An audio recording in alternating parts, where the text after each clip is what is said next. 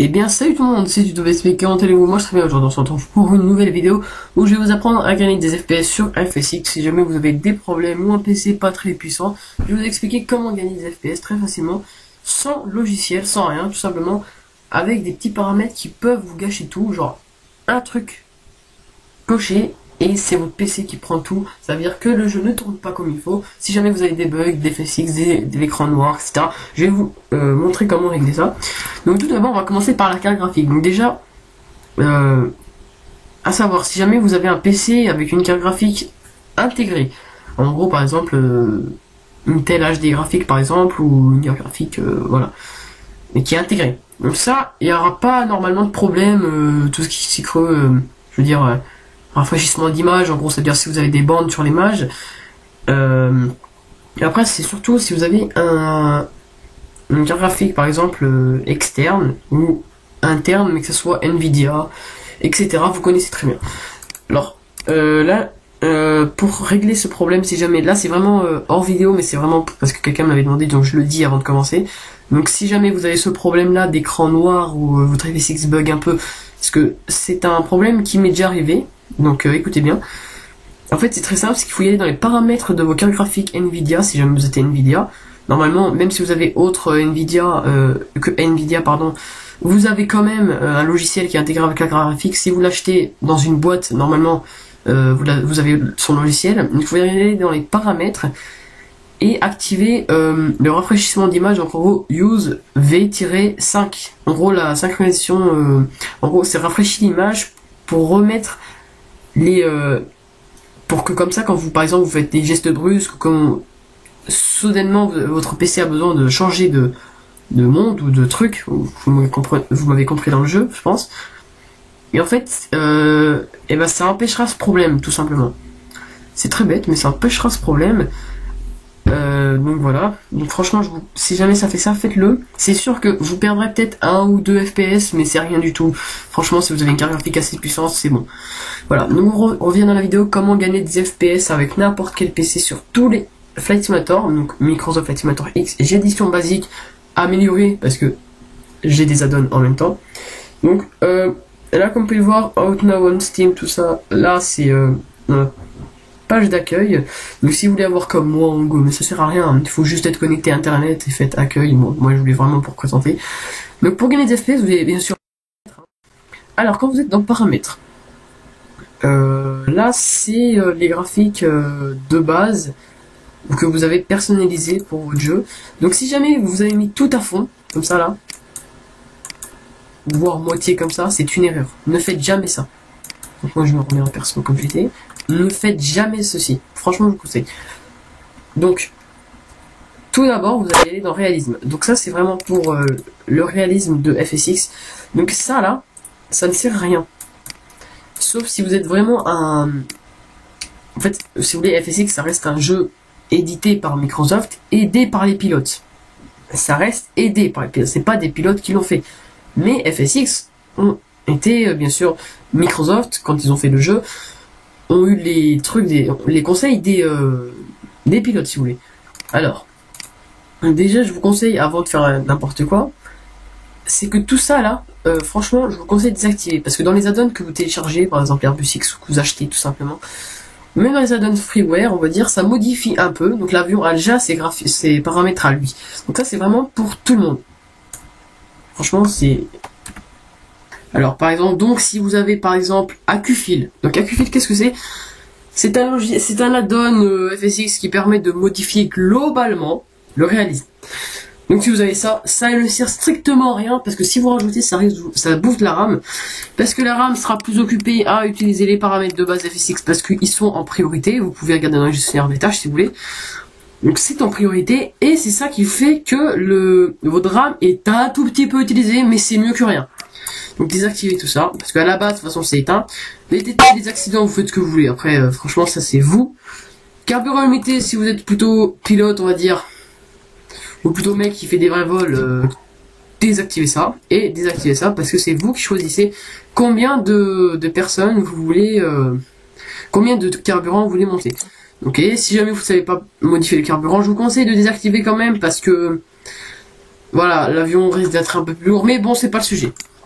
Ensuite, fouillez, avant de faire personnaliser, bien sûr. Je connais avant, mon PC était comme ça. Moi, de base, FSX me disait ceci. Alors, ceci, c'est une grosse erreur, parce que je connais des personnes sur l'internet, bien sûr, que ça soit sur YouTube ou pas, c'est pas grave. C'est des personnes qui ont dû racheter une carte graphique pour rien, alors que leur PC pouvait faire déjà de même. Donc ils ont acheté une carte graphique qui était aussi puissante que leur sienne, ou un peu plus puissante, alors que leur PC pouvait faire ça. Il faut savoir que FSX met ça par défaut parce que votre résolution d'écran est mal réglée. Il faut savoir qu'il ne faut jamais faire confiance à FSX. Réglez vos paramètres tout seul. Donc on va mettre tout sur personnaliser parce que je vais vous présenter comment faire. Donc là pareil, mettez en ultra élevé ou élevé. Donc élevé si jamais vraiment vous avez un PC vraiment très nul, donc mettez élevé. Ça veut dire que la qualité de l'extérieur, ça sera pas non plus nickel. Mais si vous avez un freeware, l'avion sera quand même en ultra élevé. Mais si vous mettez en élevé, vous gagnerez quand même des FPS. Bon moi je gagne en ultra élevé parce que voilà. Vous savez pourquoi mon PC n'est pas si nul que ça. Donc alors, paramètres d'affichage. Donc là c'est vraiment important. Donc là vous avez votre carte graphique. Donc moi c'est intégré une telle HD graphique, mais ça suffit largement pour faire tourner FSX. Bien sûr, parce que vous savez très bien pourquoi si vous suivez mes vidéos. Donc, aperçu de DirectX, alors ça je vous conseille si vous voulez avoir une fluidité mais de rêve. C'est le premier truc à faire si vous voulez avoir DirectX. Alors pour avoir DirectX, voilà. DirectX, c'est très simple, vous ouvrez votre navigateur. Donc n'importe lequel, hein, bien sûr, hein, franchement, que ce soit internet ou pas. Et il faudra télécharger la dernière version de DirectX, donc DirectX, voilà, pas DirectX, voilà. Donc vous tapez DirectX, comme ça. Donc le dernier c'est le 12 ou le 11, je sais plus, enfin après ça dépend. Vous allez pas sur tout ce qui est téléchargé, voilà. Vous allez sur, pour avoir au moins le DirectX 10, voilà. Au moins, à la limite, vous téléchargez soit le 12, soit le 11, soit le 10. Donc par exemple, sur 01net, il vous propose le 11, donc c'est encore mieux. Donc vous y allez dessus, ou vous allez sur le site officiel de Windows, bien sûr.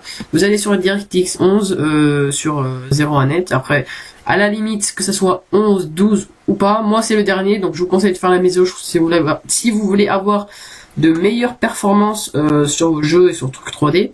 Téléchargez-le. Donc voilà, téléchargez-le, DirectX.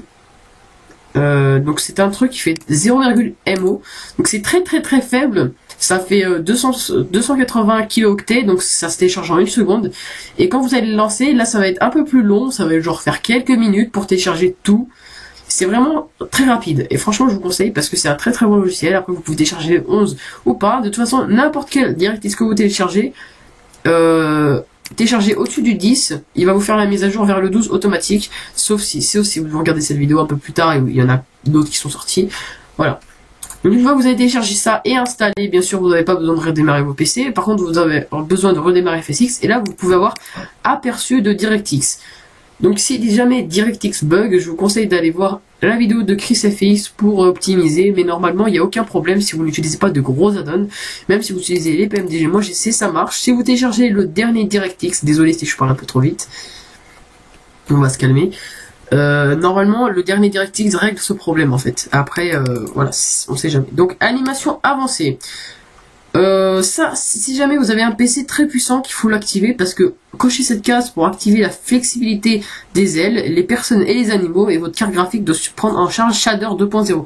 C'est à dire si jamais votre graphique ne prend pas en charge Shader 2.0, en gros l'ombre, en quelque sorte c'est pour l'ombre, et surtout ça, et bah ça va pas marcher en fait, ça buggera et je vous conseille de désactiver. Si vous en foutez, si vous voulez toujours en haute attitude, alors que vous avez déjà des scènes, ça ne sert à rien. Si vous avez installé FTX Global ou autre, animation avancée, enlevez-le, même si vous avez une porte graphique, à part si vous avez un PC de malade et vous tournez déjà à la base 200 FPS, bon, après vous faites ce que vous voulez. Hein.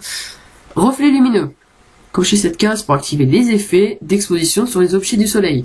Alors ça, c'est vraiment, faut faire full réaliste. Si jamais vous avez un PC i7 ou un i5, mais vraiment réaliste, mettez-le quand même si vous voulez. Mais si jamais vous êtes surtout sur PMDG, franchement, vu que vous avez des add-ons, ça sert un peu à rien parce que les scènes de base ont disable en quelque sorte dans le CFG. Les reflets lumineux, ça dépend. Et je vous conseille de l'enlever. Après, si jamais vous avez un très très bon PC, vous pouvez les activer. Hein. Et franchement, c'est pour vraiment faire très très beau. L'enflar, lumière parasite. Donc si vous voulez activer pour la lumière parasite, bon, personne ne me je l'ai enlevé. Le texte informatif, donc ligne unique, ne jamais faire ça, donc c'est pour faire sous forme de bloc de texte, c'est vraiment jamais. Donc téléscripteur, vaut mieux faire ça, parce que si vous faites ça, votre FSX va être dégueulasse, mais d'une manière, un truc de fou. Vous voyez le ciel, ça va pas faire bien, ça va faire des rectangles en fait. Et ligne unique, c'est vraiment pas ce qu'il faut faire. Continue, c'est mieux. En gros, ça se recharge à chaque fois. Filtrage bilinéaire, un paramètre élevé peut réduire les performances, c'est vrai. Bilinéaire, ça suffit largement. Donc c'est un filtrage pour limiter l'apparence des blocs de texture. Donc bilinéaire, déjà je vois pas les blocs de texture. Donc si vous les rajoutez, vous faites ce que vous voulez. Si vous avez un truc qui est supérieur à 2 Go, une carte graphique, trilinéaire ou anti-ciatropique, ça suffit. Anti-aliasing, anti-aliasing. Sectionne pour lisser les limites des bâtiments et des avions. La performance peut être affectée. Je vous conseille de l'enlever. Ça ne sert à rien. C'est pour lisser les bâtiments. Les bâtiments resteront carrés.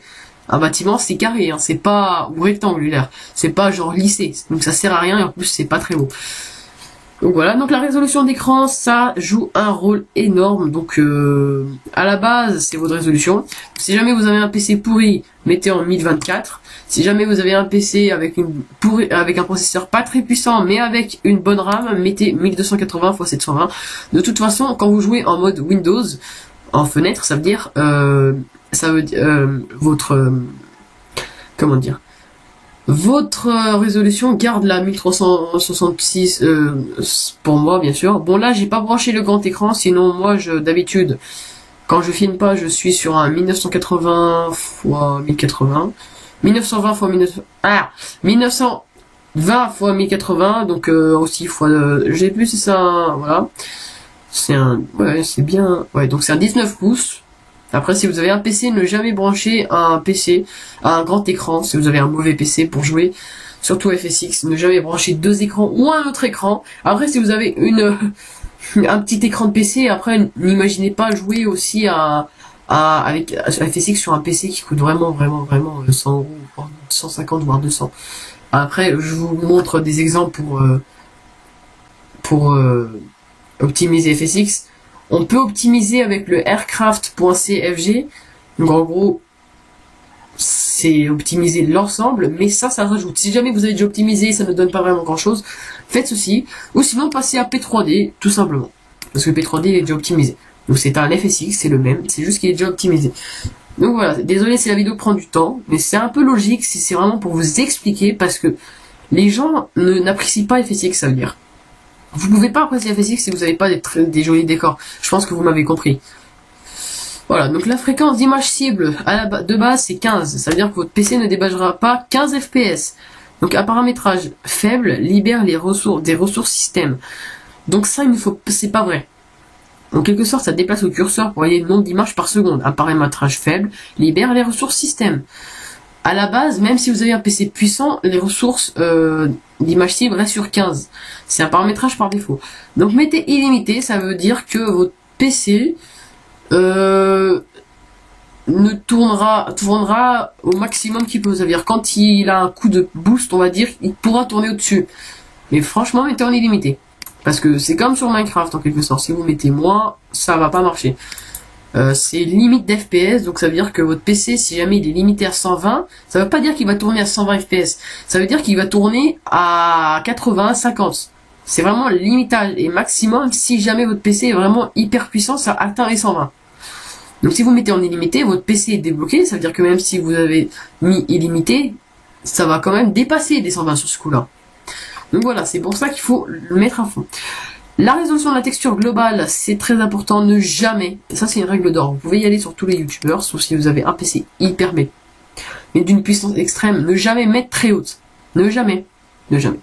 Mettez en haute, parce que quand vous avez des freeware, l'avion est automatiquement en très élevé, très haute. Mais les bâtiments seront toujours en haut, et en haut c'est aussi une très bonne qualité de texture. Est-ce que FSX c'est un simulateur de voiture? Pour prendre un exemple. Non, c'est un simulateur d'avion. Est-ce que vous allez voir les bâtiments de près? Non.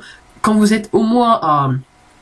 On n'est pas dans Minecraft, mais si on compte un peu comme ça, si vous êtes par exemple à 10 mètres du bâtiment, vous ne verrez pas la différence. Il faut vraiment être proche. Et FSX, c'est pas admiration de bâtiment ou du je sais pas quoi. C'est franchement, mettez en note. Appareil. Alors, ça, si jamais vous avez un PC encore merdique, enlevez cockpit virtuel 3D haute résolution. Par contre, la qualité du cockpit sera pas hyper jolie à voir. En fait, si vous voulez, les écritures seront... On ne pourra pas voir les écritures, mais bon. Les écritures, on les verra un peu.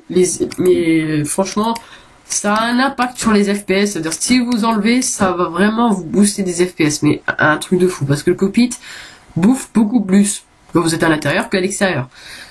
Et oui, surtout si vous êtes sur un Airbus X. Après, sur les add-ons, normalement, je pense que ceci ne marche pas parce que l'add-on est déjà mis de base. Après, à vous de voir.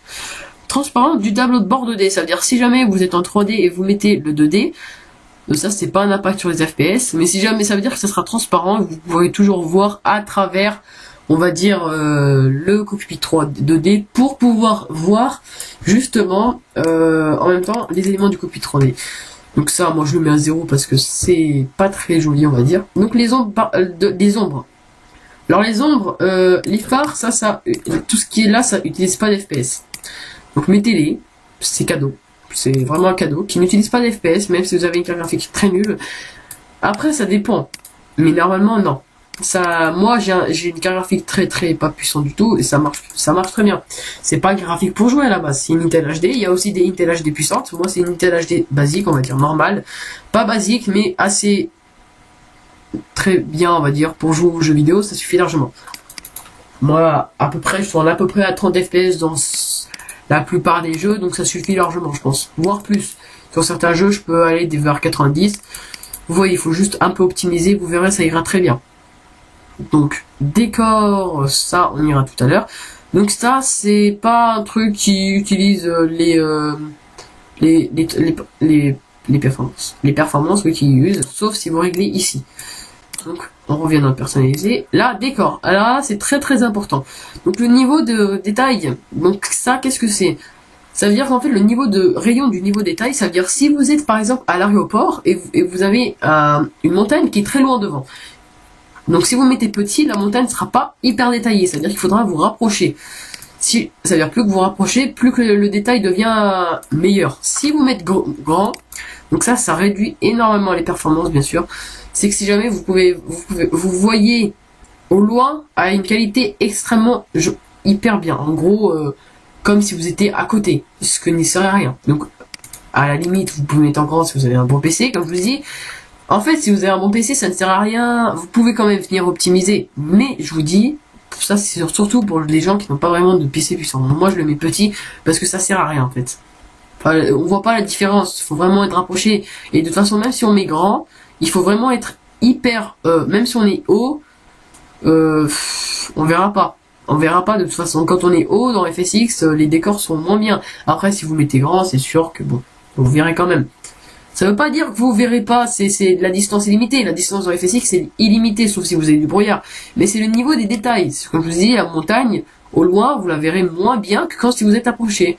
C'est pas moins bien du sens vous la voyez pas. C'est que la qualité de la texture de la montagne est moins élevée que quand vous êtes approché. Voilà. Voilà. Donc franchement, enlevez-le. De toute façon, vous avez des descriptifs ici. Voilà. Complexité de la trame. Donc 100. Ça c'est pour aussi une baisse de performance, donc ça joue un rôle énorme sur la RAM en fait. C'est surtout sur la RAM. Donc si vous avez une bonne RAM, moi j'ai changé la RAM, j'ai mis 6 Go, ça suffit largement pour faire complexité de la trame à 100. Résolution de la trame à 10, 60, voilà. Donc si jamais ça bug avec ces paramètres là, vous baissez, par exemple vous mettez à 75. Là vous mettez à 19, non, vous laissez à 60 parce que ça bouffe pas, ça fait rien, vous pouvez même mettre à 7 cm, y a pas de problème, parce que ça ne baisse pas les performances, et l'effet aquatique, ça baisse un peu, mais bon, mettez en faible. Donc le niveau des textures sol, ça baisse quand même un peu des FPS, donc si vous avez une bonne RAM, vous pouvez largement activer. Donc moi, sur mon cas, je laisse comme ça, voilà, réduction de la texture, 15 cm, ça suffit largement. Voilà, je sais pas besoin. La complexité des décors, donc ça bouffe pas énormément, mais si vous avez une bonne RAM, vous pouvez mettre en extrêmement dense. Moi, je mets en très dense. Et la densité autogénérée, c'est celle qui bouffe le plus. Donc si jamais vous avez dans tous les paramètres FSX, c'est celle-là qui bouffe énormément. En gros, si vous voulez, c'est tous les petits bâtiments aléatoires qui sont mis dans la carte, en fait, dans une ville. Aléatoire, ça veut dire dans la ville, ils sont pas aléatoires. C'est-à-dire que les bâtiments faits par le jeu. Donc c'est sûr que si vous mettez en normal, ça risque de bouffer énormément d'FPS si vous n'avez pas un PC puissant. Donc mettez aucun, et là vous mettez très dense, ça veut dire que vous aurez quand même les décors de l'aéroport, mais vous n'aurez pas les arbres.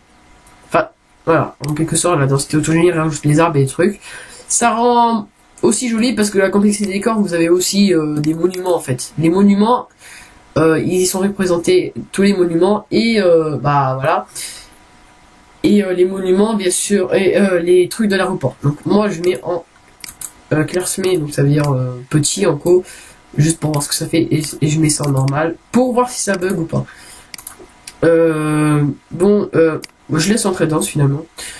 Ombre des décors au sol, donc ça bouffe énormément, donc enlevez-le, ça ne sert à rien, enlevez-le, tout simplement. Niveau des effets spéciaux, enlevez-le, parce que ceux de base FSX c'est vraiment nul, faut vraiment acheter, vraiment, même FS 2002 fait mieux au niveau des effets spéciaux, c'est vraiment vrai.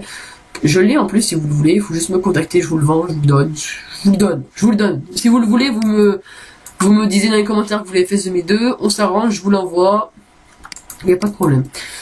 Parce que je l'utilise pas, et voilà. Bon, si vous voulez faire des petits délires dessus, si vous voulez, quand vous approchez l'aile approchez d'un bâtiment, surtout à New York, faites-le, il y a beaucoup de bâtiments, et ben en fait, si vous voulez, l'aile se détache de l'avion, ça fait, voilà, c'est vraiment classe, mais c'est pas un simulateur de crash non plus, Flight Simulator, donc voilà. Météo, donc ça, si vous faites nuages simples, vous aurez des nuages et ça ne bouffe pas d'FPS. Et si vous mettez les nuages en 3D, ça mange des FPS.